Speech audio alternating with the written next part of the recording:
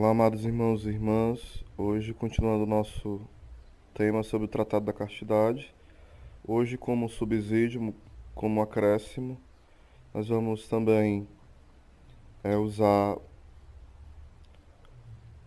também o conteúdo da Santa Escada de São João Clímaco, que vai trabalhar também sobre a castidade. É o 15º degrau, que são 30 degraus que São João Clímaco trabalha, o caminho da perfeição, o caminho da santidade. E o 15º, ele mostra o 15º degrau, ele fala sobre a castidade. Então vamos começar nessa primeira parte, depois nós vamos concluir também, porque é bem extenso o que ele fala. Dissemos que um dos filhos da gula é a concupiscência carnal. Aqueles que guardam os preceitos do jejum e da abstinência não são dados à luxúria, pois conquanto permaneçam filhos de Adão imortais, muitos se aproximam dos anjos. Deus assim dispôs, diz Gregório Nazianzeno, para que não fosse imortal também o nosso dano. Castidade é uma virtude para nos tornar familiares e vizinho das substâncias altíssimas e incorpóreas. Castidade é alegre aposento e anticâmara de Jesus Cristo. Castidade é escudo celestial do coração terreno. Castidade é a abnegação da natureza humana em um maravilhoso voo da substância mortal e corruptível às substâncias imortais e incorruptíveis. Casto é aquele que com amor venceu outro amor. Casto é aquele que o fogo do espírito venceu o fogo da carne. Continência ou abstinência é um nome geral de todas as virtudes, porque toda virtude pode chamar-se continência e freio do vício contrário. A regra da perfeita castidade é esta: devemos mirar os corpos animados com a mesma simplicidade com que miramos os inanimados, os irracionais e os racionais. Nenhum daqueles que trabalham por alcançar tal virtude pense que por seus trabalhos ou indústria há de alcançá-los, porque não é possível a ninguém vencer a própria natureza. Só com a ajuda dele o conseguirá, pois é sabido que o mais débil é vencido com o mais forte. O começo da castidade é não consentir em pensamento desonesto, nem em torpes fantasias. O meio é ser algumas vezes inquietado em movimentos sensuais, que procedem de estar repleto de manjares. O fim é ter mortificado os movimentos desordenados, mesmo os que poderiam surgir durante o sono. Não é casto somente quem se guardou limpo do lodo desta carne, porém muito mais o que é aquele que sujeitou perfeitamente os membros deste corpo à vontade do Espírito. Feliz é, por certo, aquele cujo coração não se altera com a vista de nenhum corpo ou beleza.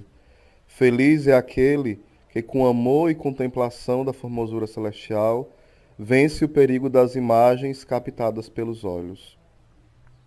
Aquele que triunfa deste vício com a virtude da oração é semelhante ao leão que peleja, isto é aquele que, lucrando e pelejando com este vício e faz fugir, é semelhante ao que leva de vencido seu inimigo. Mas aquele que de todo desarmou e aniquilou o ímpeto desta paixão, ainda que viva em carne, já parece que ressuscitou da sepultura. Se é argumento certo de verdadeira e perfeita castidade, não padecer movimentos sensuais, nem entre sonhos, também é certo como sintoma de sensualidade aquele que mesmo velando padece, só com a concepção dos maus pensamentos, os efeitos da concupiscência. Aqueles que com suores e trabalhos batalha contra esse adversário é semelhante ao que derruba seu inimigo com uma funda. Aquele que peleja armado de abstinência e de vigílias é semelhante ao que fere com a clava, mas aquele que está revestido de altíssima humildade, perfeita mortificação da ira e desejo dos bens celestiais. É semelhante ao que matou seu inimigo e o enterrou debaixo da areia. Por areia, entenda-se o conhecimento de que somos pó e cinza, de sorte que depois da vitória não fique matéria de vanglória. Assim, uns têm este tirano preso com a corrente dos trabalhos, outros com a da profunda humildade, outros com a da especialíssima luz e favor do céu. Os primeiros é comparado à lua cheia, os segundos ao luzeiro da manhã, os terceiros ao sol do meio-dia, e todos têm seu lugar no céu. A raposa se finge adormecida para caçar o pássaro, e o demônio algumas vezes finge castidade em nosso corpo, deixando de tentar-nos durante algum tempo, a fim de que com esta falsa confiança nos exponhamos a perigos em que podemos perecer. Não creiais em tempo algum no lodo da tua carne, nem te fies em ti mesmo, até que depois de ressuscitado, vás receber Jesus Cristo. Não deves confiar, se por virtude de abstinência deixas de cair, porque tão pouco comia aquele que foi precipitado do céu nos abismos. Aqui ele vai comparando o seguinte, né?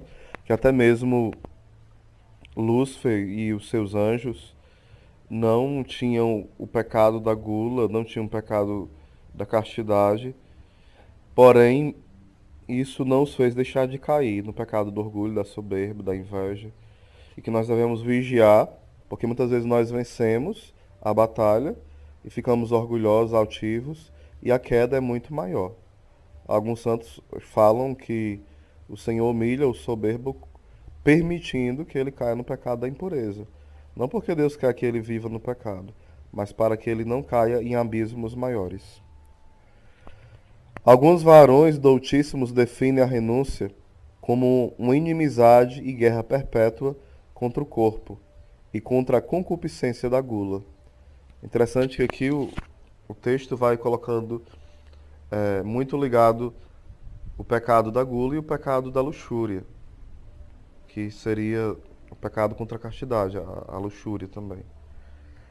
E a virtude também de você ter essa continência, você também preservar-se com jejuns, vigílias, oração, você vai também alimentando a virtude contrária à luxúria, que seria o dom da castidade, né? Alguns tiveram, ou melhor dizendo, os principiantes que caem no vício da carne, comumente caem por dar-se a deleites e bom tratamento do corpo. Os intermediários costumam cair não só pelo regalo da carne, mas também pela soberba do espírito, a fim de que por ela conheçam sua própria enfermidade e miséria. Os perfeitos, se caem, caem comumente por terem julgado os outros. Ou seja, que vai colocando três tipos de queda. A queda daqueles que caem porque se dão ao regalo da carne, ao prazer, ou seja, dormir demais, comer comidas prazerosas em excesso. Não que seja pecado comer alimentos que deem prazer, porque o alimento é próprio que dê prazer, é um dom de Deus. Porém, não deve ser esse o fim da comida, a finalidade de comermos, né? O prazer em si, embora se tenha. Aí ele vai falando que uma das quedas é daqueles que buscam muito a gula, os prazeres, são os que caem no pecado da castidade. Um outro grupo de pessoas é aqueles que são soberbos, são altivos, né? São pessoas arrogantes.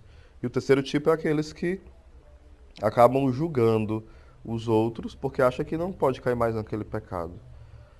Lembrando que fala Santo Agostinho, quando ele via um criminoso, ele pensava consigo mesmo que ele poderia, se não fosse auxiliado pela graça, cometer crimes maiores do que aquele homem.